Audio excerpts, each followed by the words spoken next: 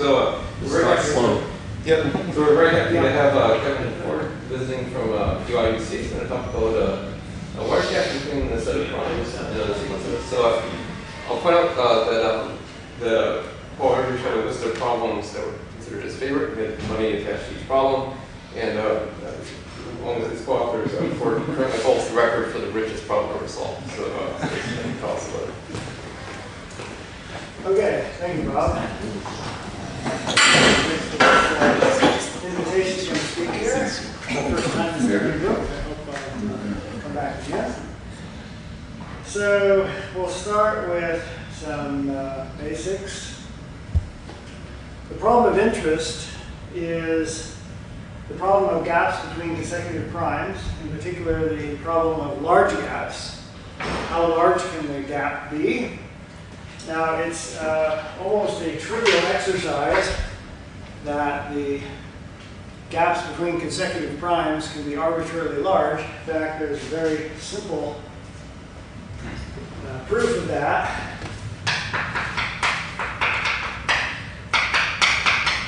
Take any integer k, and this string of numbers, k minus 1 numbers, are all evidently composite.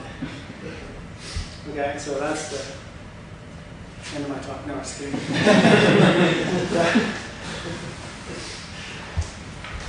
The problem then becomes how large can the gap be as a function of the starting prime?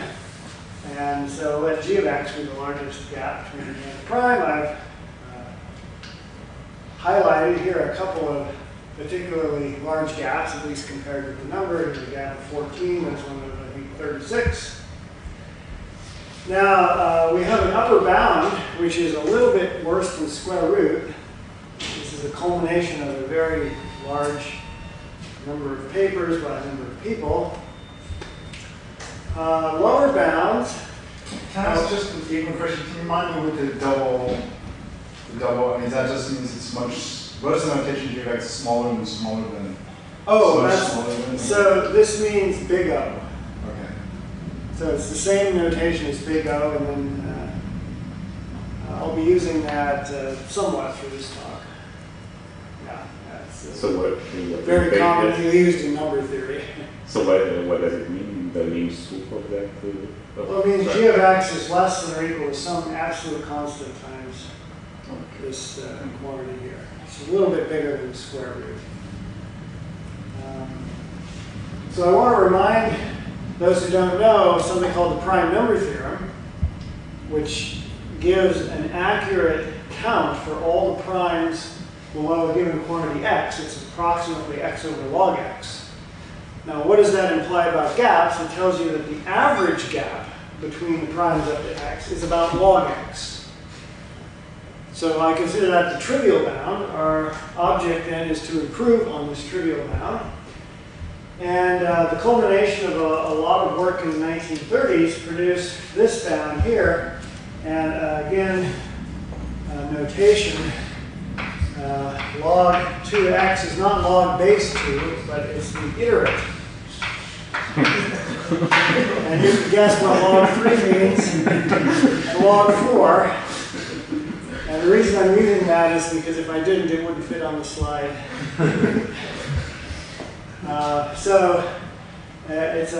It's an exercise to show that this factor actually does go to infinity, although the joke is it does go to infinity, but it will never be observed to do so.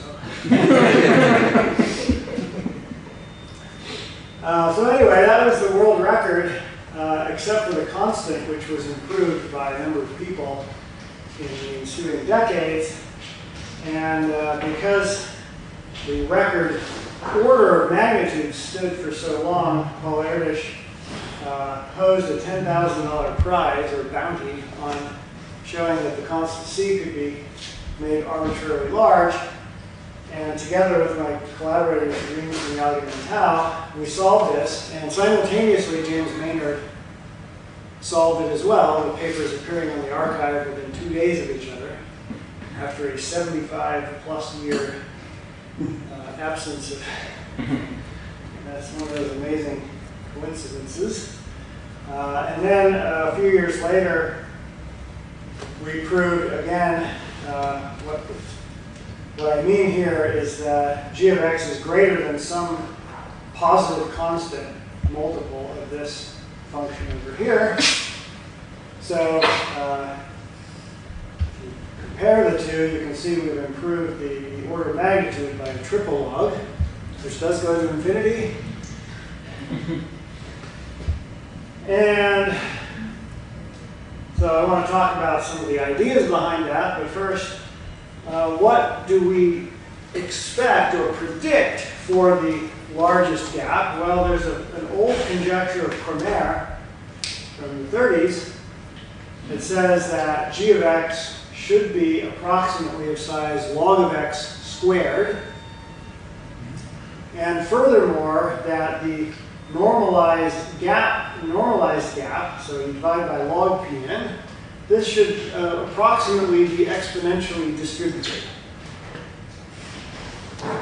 Now, a couple decades ago, Andrew Granville made a slight, he had some argument involving smooth numbers that the order should still be log squared x, but the constant slightly larger.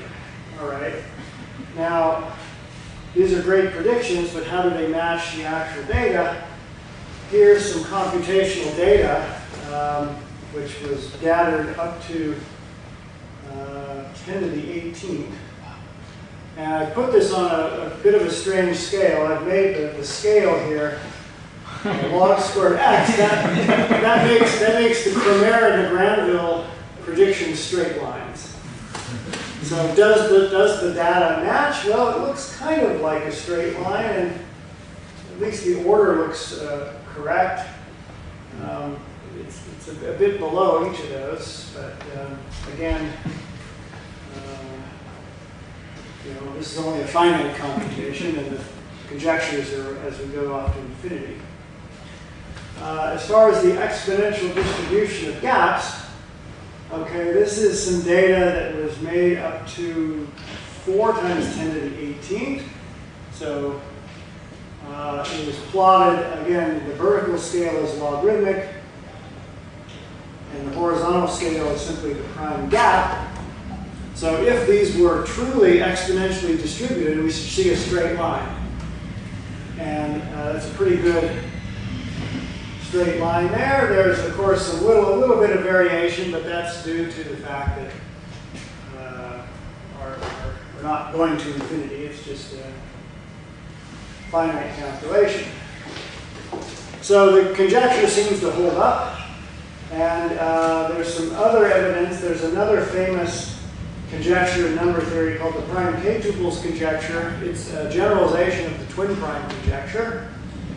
And Gallagher proved that if that is true, then the exponential prime gap distribution follows. So we can deduce it from another famous conjecture in number theory. I know this all sounds strange for those who are not in the area, that we're deducing something we don't know from something else we don't know. And you get a paper out of that. But these famous conjectures like the twin prime and the Riemann hypothesis are so famous, and there's so much numerical evidence for them that there's a lot of people writing papers deducing corollaries of them that we hope eventually will become theorems. All right, so I want to talk a little bit about Kramer's model. So what it does is it creates a series of Bernoulli random variables, which produces a random subset of the integers, where each integer is chosen with probability 1 over log n. So that matches the density of the primes in the vicinity of n, according to the prime number theorem.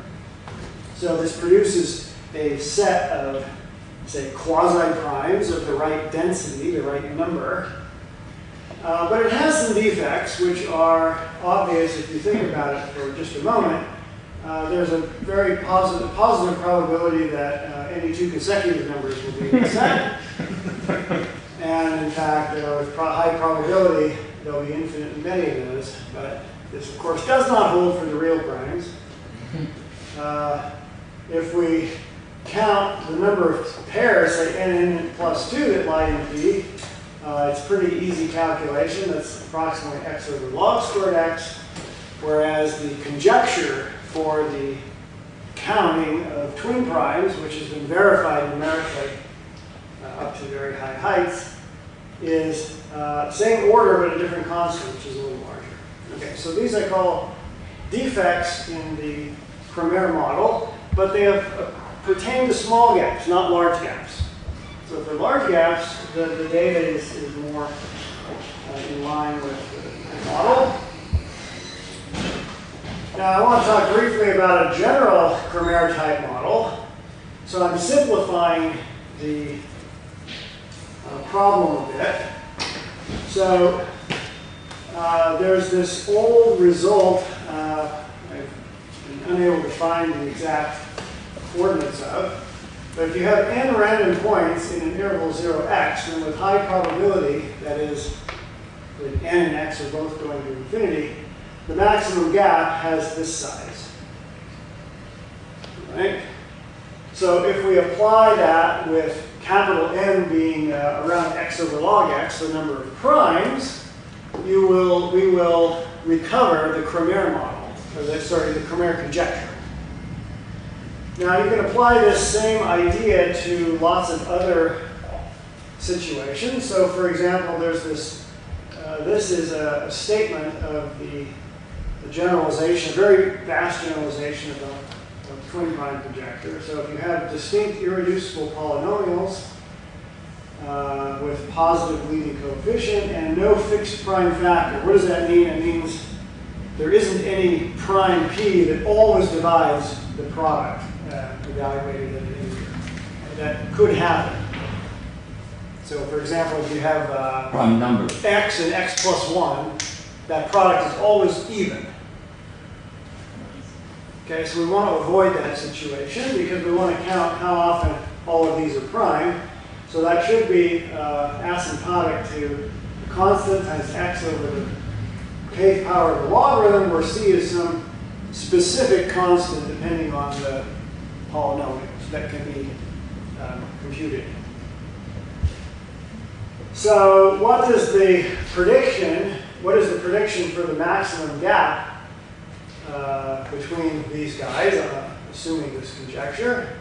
Well, the average gap is this, and the maximum gap should be a logarithm factor larger.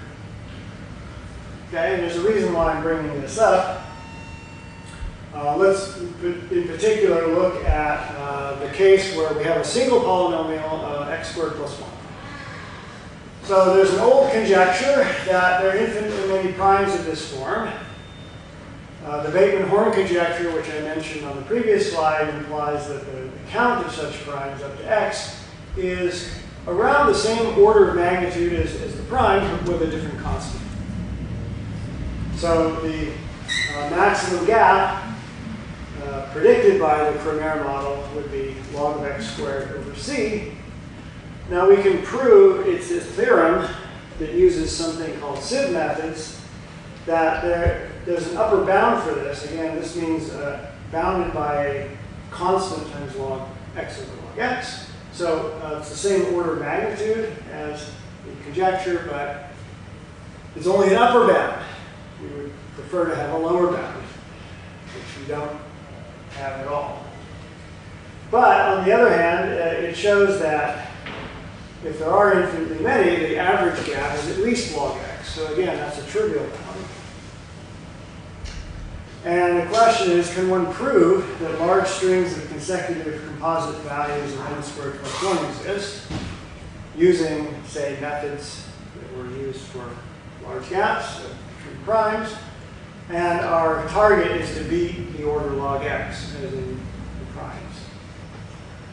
A big problem is that the methods that are used to produce large gaps between prime numbers don't work for this problem.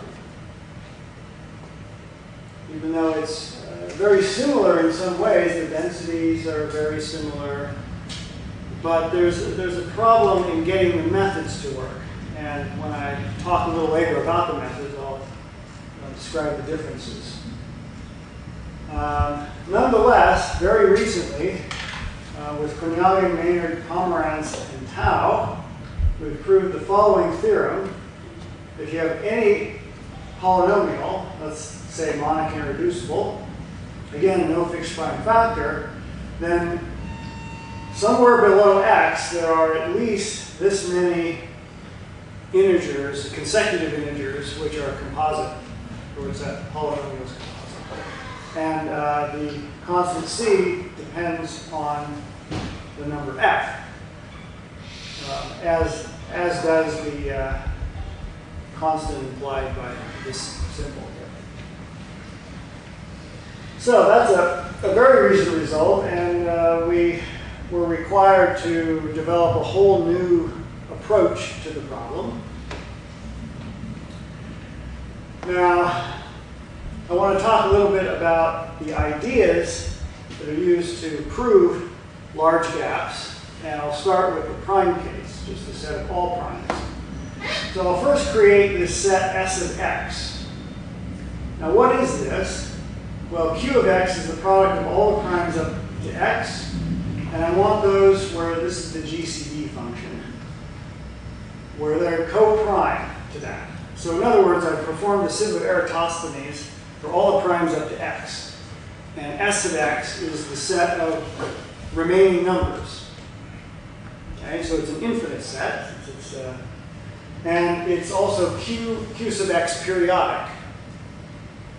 Okay, so if I add a multiple of Q x to this, it doesn't change this condition. So it's a periodic set, and therefore there must be a maximum gap. Okay, the maximum gap exists. I'll call that J of x. Now, since J of x corresponds to a large gap, what does a large gap in this set correspond to? It corresponds to a long string of integers, all of which have a prime factor less than x. In particular, if the string occurs, since it's Q of x periodic, there's going to be an occurrence of this below 2 times Q of x, where all the numbers are in fact composite. And this will then produce a lower bound on the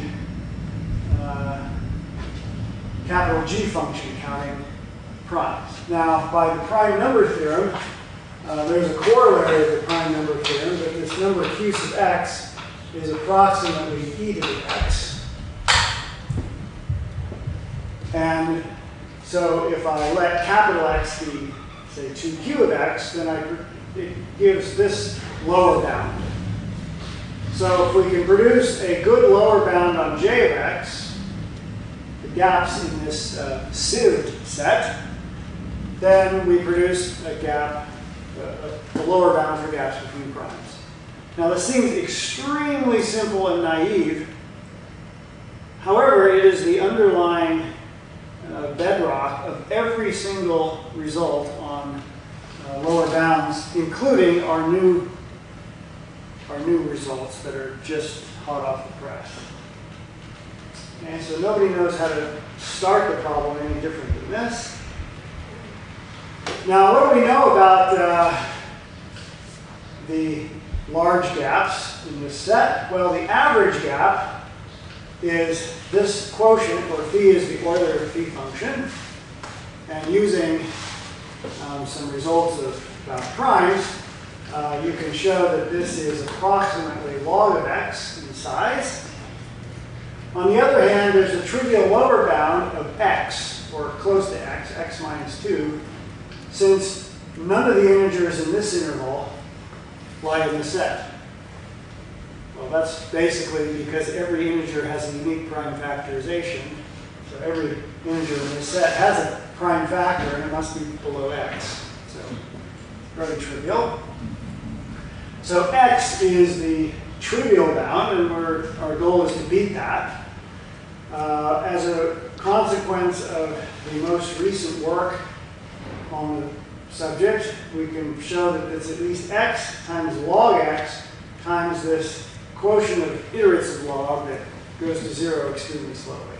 So essentially x times log x. The best known upper bound is considerably worse. It's approximately x squared, or a little bit larger. Yes. So there's a large chasm between upper and lower bounds. Meyer and Pomeranz conjectured that the right answer should be a roughly x times log of x squared, so considerably below the known upper bound. And if I apply this random Kramer type model to the problem, well, we know the size of this, how many elements this set has between 1 and q of x. It's basically phi of q of x. So if you apply the random Kramer model, you get something which is very different from the conjecture. It's a completely different order. So that this model would just assume that the integers here are completely distributed at random. So what we believe, in fact, is that there's some non-randomness going on that is producing a little bit larger gaps than usual. And I'll explain a little bit of where that comes from in a few minutes. I mean, is there any evidence for the conjecture?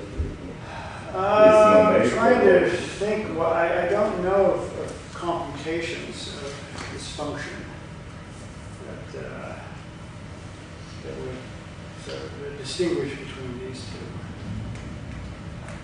So numerically, I guess they would really say. The problem is this number q sub x grows so fast, exponentially with x, that performing even for x equals 100, it's a bit difficult to actually figure out what is the maximal gap. Computational, it's just computationally infeasible. There's some good reason why they stated that conjecture. Yes, there is. Yes, it comes from a particular method, which I'm going to discuss a little later. Yes. Now, there's another application for lower bounds on the j of x function that at first glance doesn't seem to be related. And that is, there's this famous result of Dirichlet that says any arithmetic progression with L and K relatively prime, there are infinitely many primes in that arithmetic progression. So for example, primes that form 10k plus 1 or 8k plus 3, they contain infinitely many primes. And there's a famous problem to get some kind of bound on the smallest such prime. The famous theorem I have in mind is this theorem of Linux. And that says that, okay, so this is the least prime in this progression. And nk is the maximum over all the progressions with a given modulus. So his theorem is that no matter what the progression is, the least prime is bounded by, okay, a constant times k to another constant. Now, Linux didn't give a constant, but subsequent authors have produced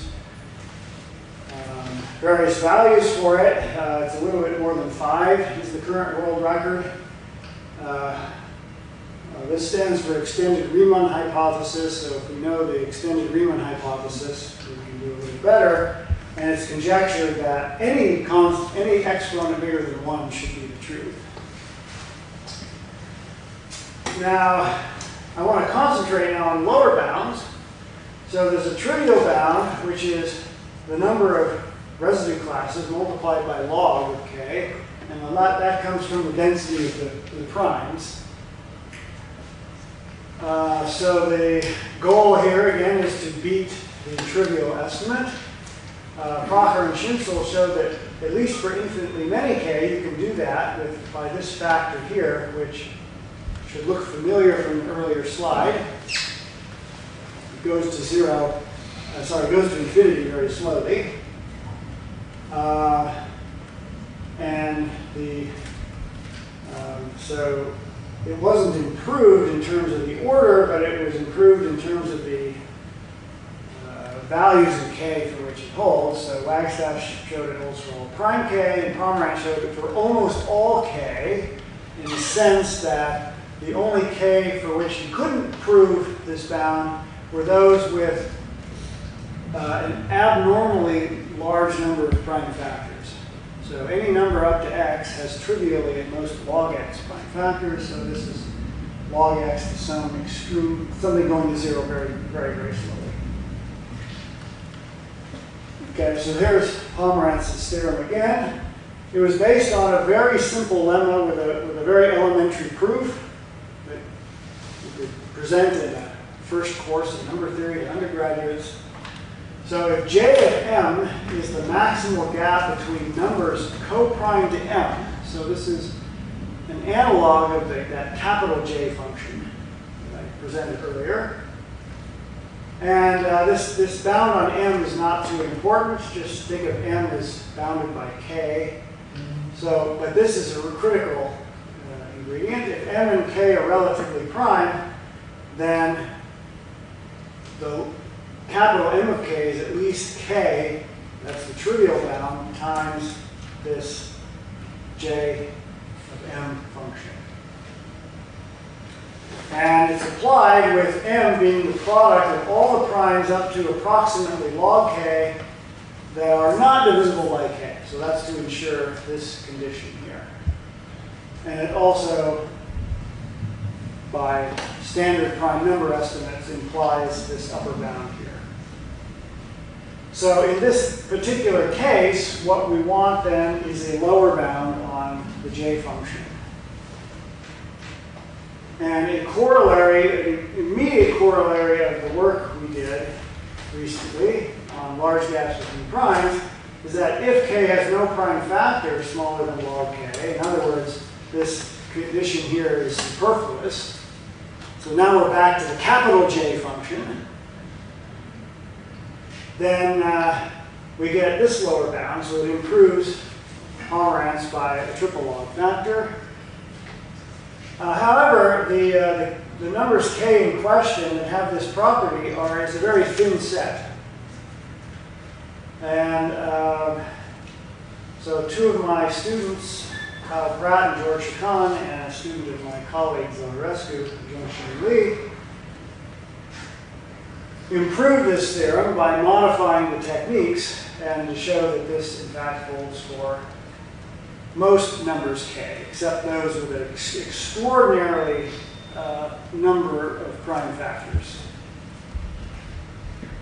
And so there's this nice application of these ideas to the least prime in arithmetic progression. It's kind of interesting that they also made a conjecture, which is in some sense Kramer-like, but in another sense very different. So there were some various conjectures out there that M of K should be no more than K times the power of log K, or phi of K times the power of log K, but the phi function is pretty close to K. So they came up with a conjecture based on analyzing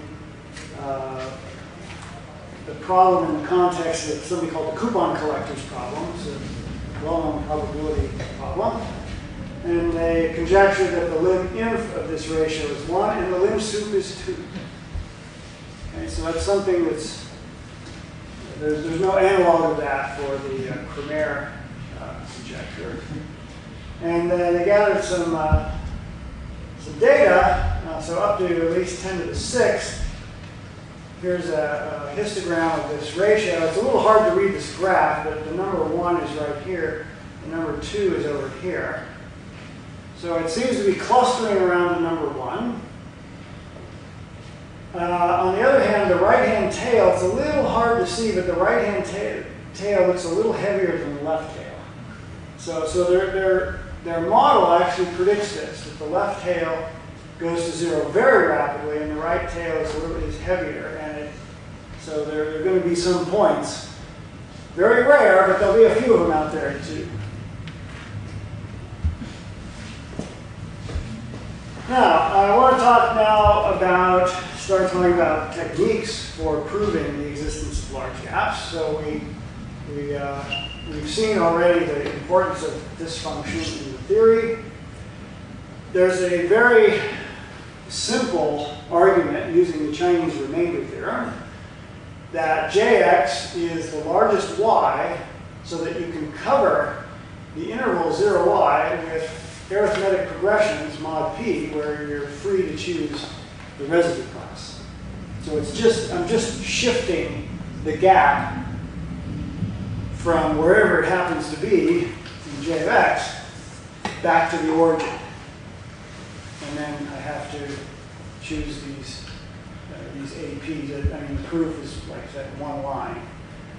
And as I mentioned before, our goal is to succeed with y a little bit larger than x. Okay, so here's the restatement of the problem. We want to choose residue classes so that that's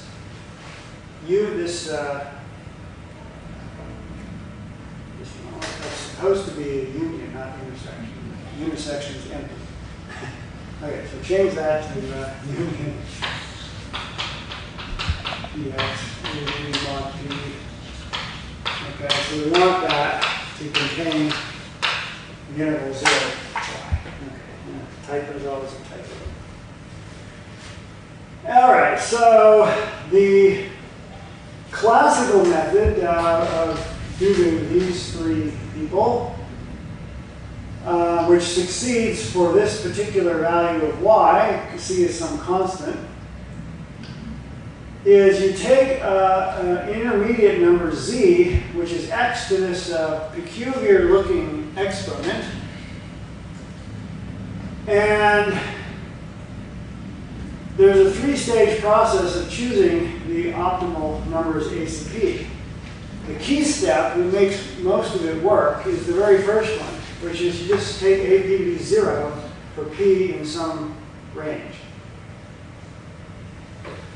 Now, what does it mean? So, which numbers between 0 and y are not covered by these congruence classes? Well, this is the congruence class of all the multiples of p. So, what's left will be numbers that are not multiples of any of these primes. So, for example, the number could be divisible only by primes less than z. Those are called smooth numbers. And there's a well-developed theory for counting them. And for this particular parameter here, the count of those numbers is very small, and we can forget about them. What's left, though, are numbers that have a prime factor bigger than x over 2.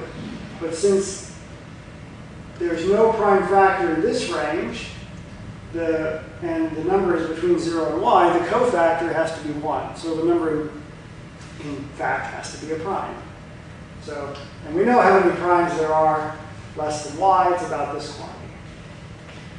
So the reason why this works is if we were to use a probabilistic argument and choose the residue classes at random, what would be left uncovered would be a much, much larger set. So compare these two quantities here. So taking a very special choice does better than in a random choice. For the primes in this, this small interval here, we'll just use a greedy algorithm for each prime, and there's got to be some residue class that knocks off a fraction 1 over p of everything that remains. So we just do that, and as long as there are not too many integers left over, okay, I haven't defined this pi function. This is a function that counts how many primes are below x. So this difference is the number of primes in this interval. So as long as the number of elements remaining uncovered after these two steps, then we'll have enough primes to just knock off the rest of them and cover the rest of them one by one. You can always choose a residue class that will intersect any particular number. And with this choice of the parameters, then this whole process succeeds. Now, what was the new idea to improve the bound on j of x in order to succeed with this larger value of y?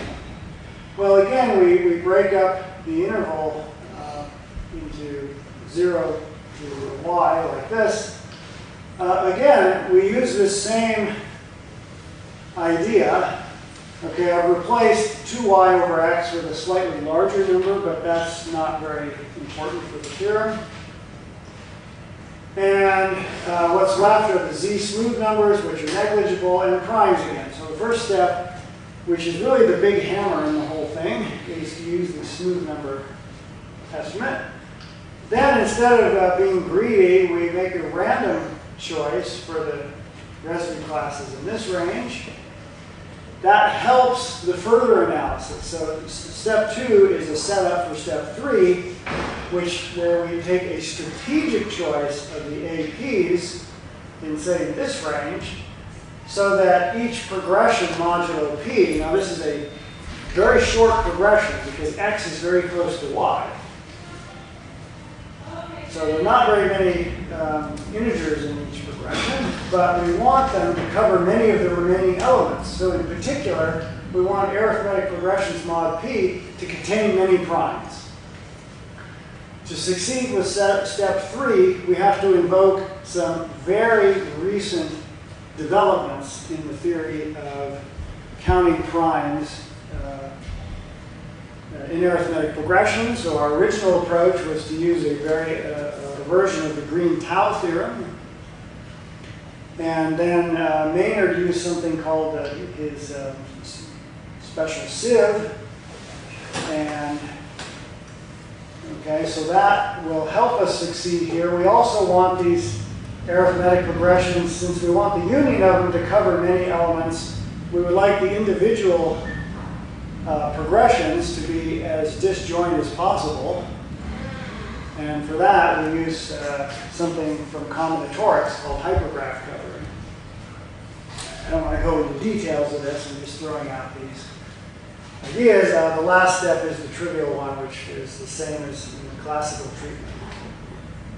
Okay, so in a broad overview, this is how our methods work.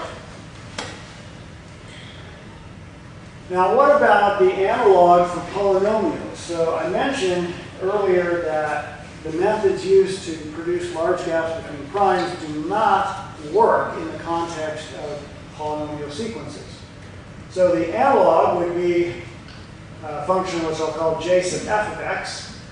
We just look at the set of integers for which f of n has no prime factor less than or equal to x. This is also a q sub x periodic set. Here's the maximum gap. If we have a maximum, some bound for the maximum gap, that'll give us a bound, a lower bound on consecutive composite values, which was our goal. So the analogous covering problem is as follows. It's a little bit more complicated. So j sub f of x is the largest y, so that this interval is covered by the union of these progressions. So b sub p plus nu p on p, where p runs over the integers up to x, and nu p runs over the solutions of this congruence. And the residues b sub p can be chosen arbitrarily. Now, how does this differ from the previous treatment?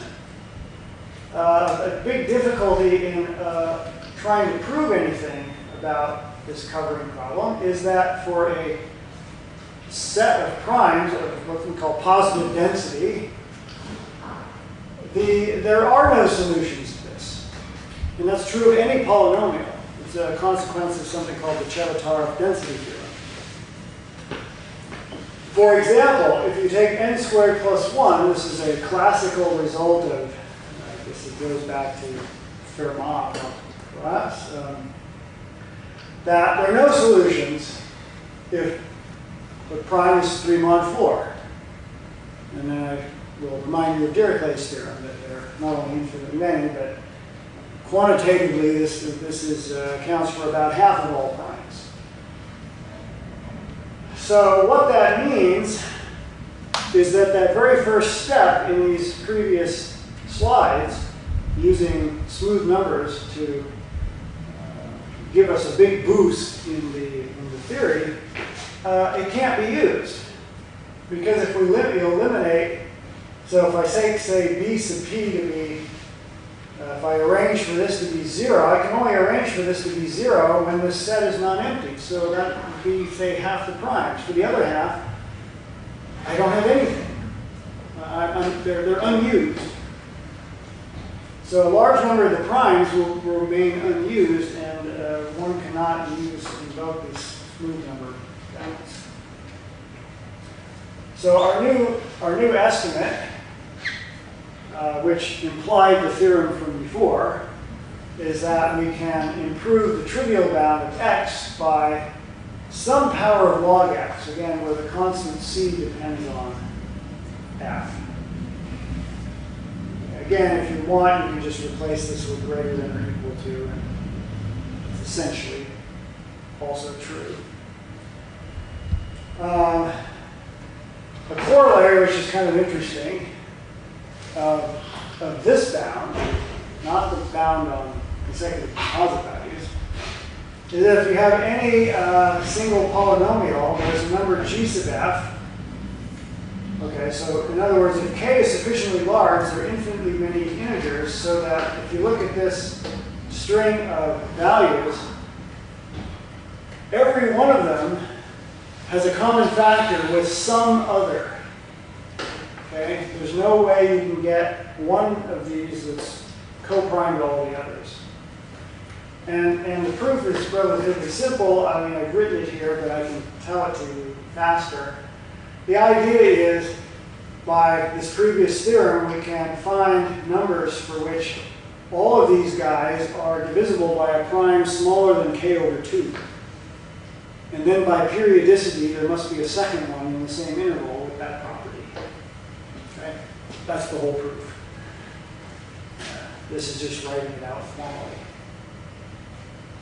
Well, that's kind of a nice corollary. Previously, it was only known for a very select group of polynomials. Degree 1, degree 2, degree 3. And it hadn't been proved for larger ones. What about conjectures? So what do we expect this polynomial maximal gap function to be? Okay, this is our theorem. Conjecture that it has this order. So the correct constant in the exponent, the correct exponent should be 1. And this is based on the Kramer type model that I mentioned earlier. That this is a random subset of 1qx of a certain size that we know. Now I'll remind you of Meyer-Pomeranz's conjecture for the j function for without a polynomial. It had an exponent 2. Now why are we conjecturing this one has an exponent 1 and this one has an exponent 2? Now, the reason is because that smooth number step that gave us a big boost, I call it arithmetic boost, to j of x, doesn't apply to this. Now again, I don't really have any data to back these up, except for, it's based really just on heuristic arguments. So our method differs markedly from the other methods. Again, we want to take these, this is our goal, the union of these progressions, mod p, to cover the interval 0y. Now the interesting thing is that,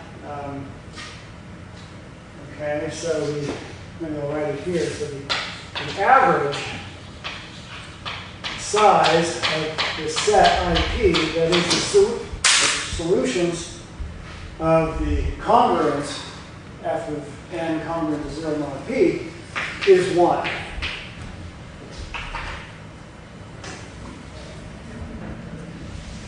So in the case, for example, of the polynomial n squared plus 1, for half the primes, it's no solutions. For the other half, you get 2 solutions.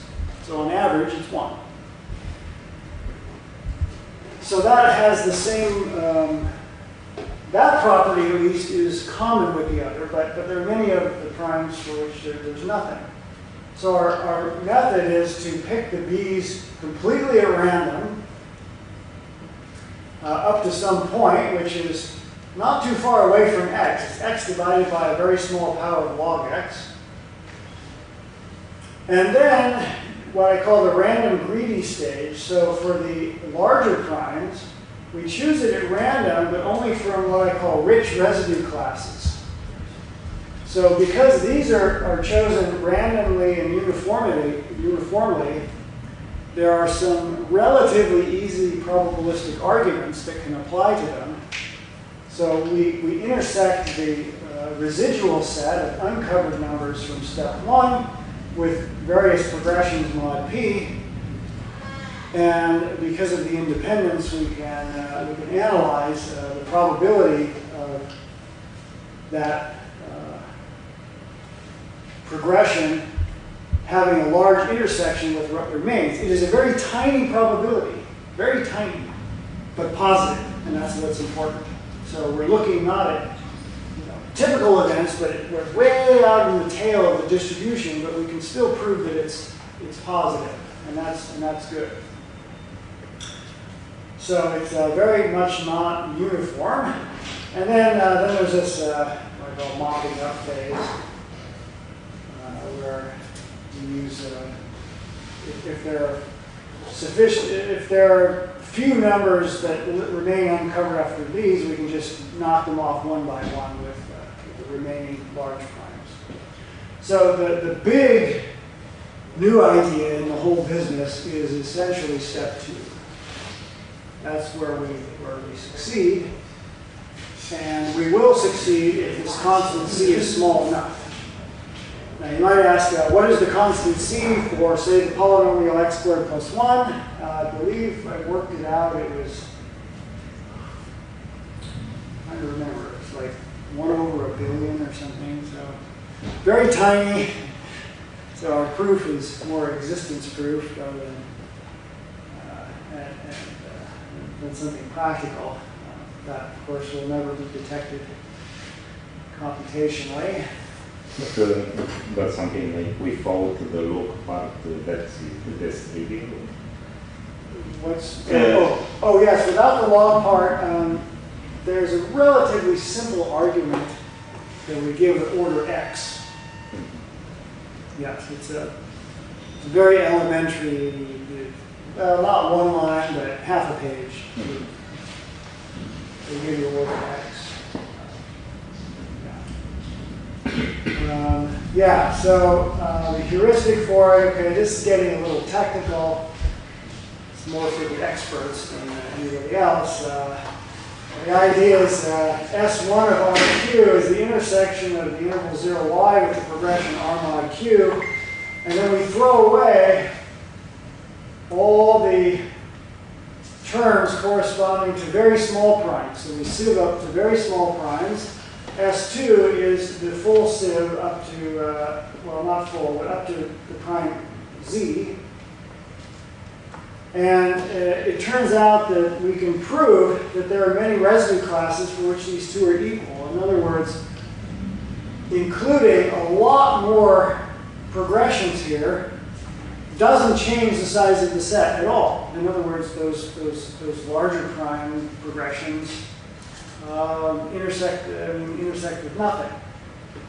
Now, on average, of course, there will be a big loss going from S1 to S2, but we can find lots of residue classes. They're rare, but they do exist, that have this property, and there's a reason for this power here, and that's that sieving by small primes always leaves a predictable amount.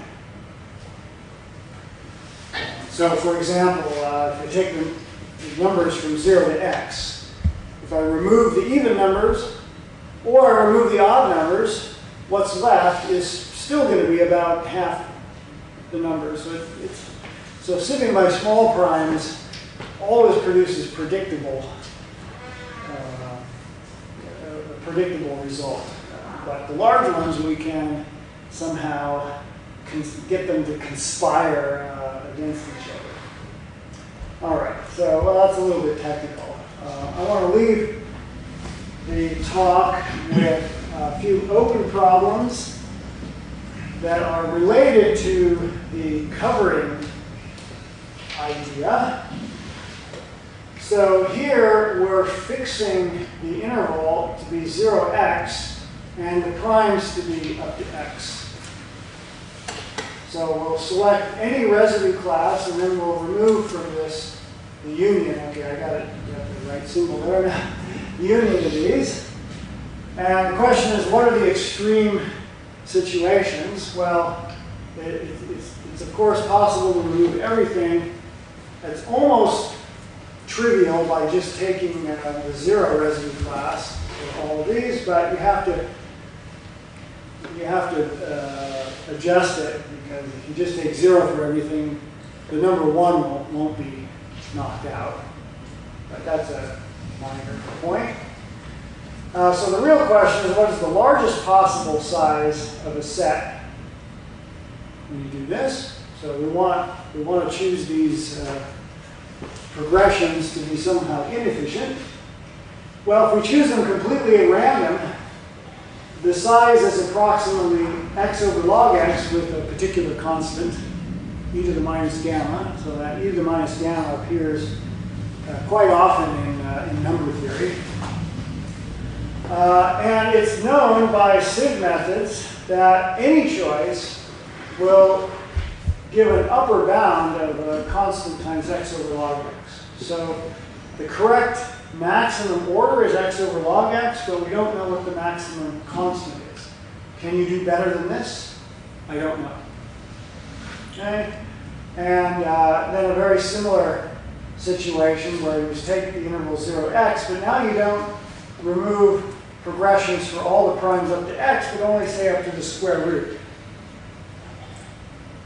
And the similar questions, what are the extreme cases? I don't think you can remove everything. If you choose 0, then this is just the ordinary similar Eratosthenes. You know, every number that isn't prime, less than x, has a prime factor less than square root x. That's something you teach on almost day 1 of an elementary number theory class. So that produces, essentially, you leave primes. On the other hand, if you take a random choice, you get the same order, but with a different constant. So it's an exercise that 2e to the minus gamma is not equal to 1. Just put it in your calculator. It's actually a little bit bigger than 1. And the question is, are these the extreme cases? Well, I don't know. So that's I'll end the talk with these open problems. So that's all I have.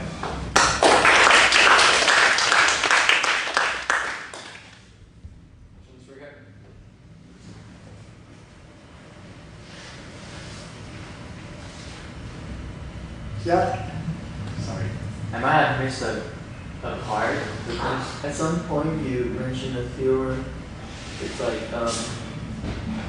if you choose just n random points with probability 1 over log, then with high probability the max gap will be derived. Okay. So that was a much earlier slide. Let me see if I can go back. It's a general Kramer type model. Yeah. Yeah. But my question is just, is this theorem just Okay, here for reference, or you actually use this? No, I'm using it to explain some conjectures for the gap between elements of a general set. If we assume that the elements are behaving randomly. So can we change? So when I say choose n random points, I mean you have your interval 0 to x. All right, you just throw darts at it. Throw n darts at it, wherever they land. Okay, they're going to land at various places, and you just throw them there, and you ask, what do we expect the largest gap to be? Okay, I'm not, there isn't any underlying probability distribution. Each point is uniformly distributed from x0 to x. And you just have n sort of independent points of that type. So these are real numbers, and this explains the Kramer model. So if we take n to be roughly x over log x, that will, if you compute log n over n times x, that's approximately log of x squared. Okay, so log of n is approximately log x. Does this mean that the real problem should not be prime numbers, or like if we just have some random sets of points? I mean, this actually. Well, yeah, the main open problem is just how random are the primes? Or as I like to say, do the primes play dice? So basically, this Kramer model is based on assuming that the primes are random. Are random, right. And we have various statistics, which we gathered numerically, which seem to validate this, but these are only finite calculations. We don't know what, it's very difficult to prove what happens as you go to infinity. Does anyone formalize the problem that prime is random? Well, there are lots of incarnations of that. So the Kramer model is one. There are, and now there are other problems with it. There are other models based on the connection between the primes and the Riemann zeta function. Okay, so if we assume the Riemann hypothesis, then there's another question about how the zeros of the Riemann zeta function are distributed. There's a random model for those, which has implications for primes. So,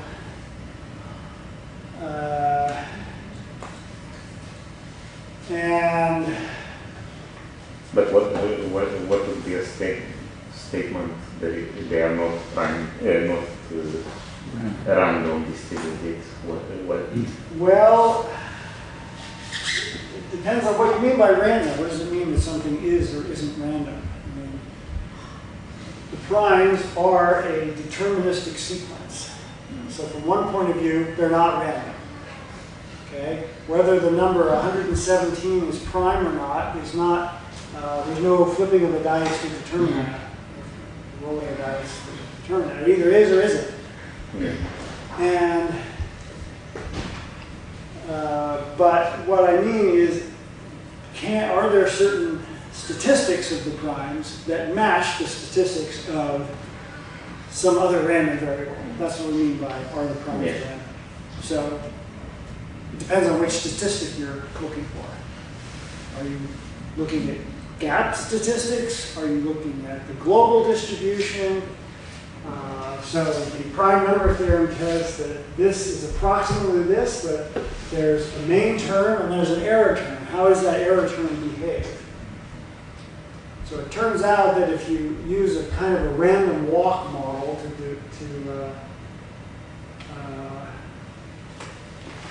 to study the primes, this error term is predicted to have a certain variance based on a random walk model, but if we assume the Riemann hypothesis, the variance is in fact an order of magnitude smaller. So somehow the randomness doesn't see the Riemann zeta function sitting in the background. So that's one way of showing that there's these naive models, which seem to be easy to analyze, are not quite giving us the whole truth. Didn't you show a slide at the beginning that showed a statistical difference between the the primes and random. I think it was, Yeah. you know, Yeah, so the black histogram is it's not a histogram, it's just a graph of g of x. And you notice that there are various jumps. It's a step function because you'll go a long ways before. Now, occasionally you'll be going along, and then you'll get a really unusually large gap, and then it'll jump, and that'll be the record for a long time.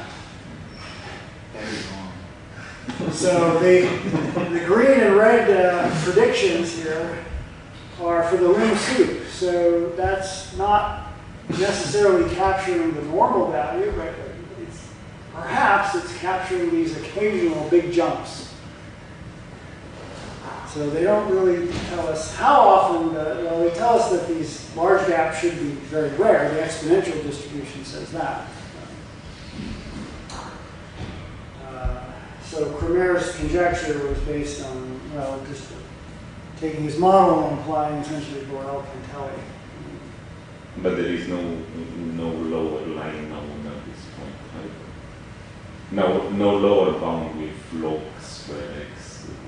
The constant times. There's some conjectures that it really should be very close to log squared x with perhaps constant 1, perhaps a big magnitude. But again, our computers are not powerful to detect really what's going on. almost like that black line might have a line that actually fits it very closely from the bottom. Right, now I haven't mentioned this, but if you analyze Kramer's model and look for not just the main term but secondary terms, then this, what I call a modified Kramer, should say that g of x is roughly log of x squared minus there's a secondary term which is of smaller order, but it's negative.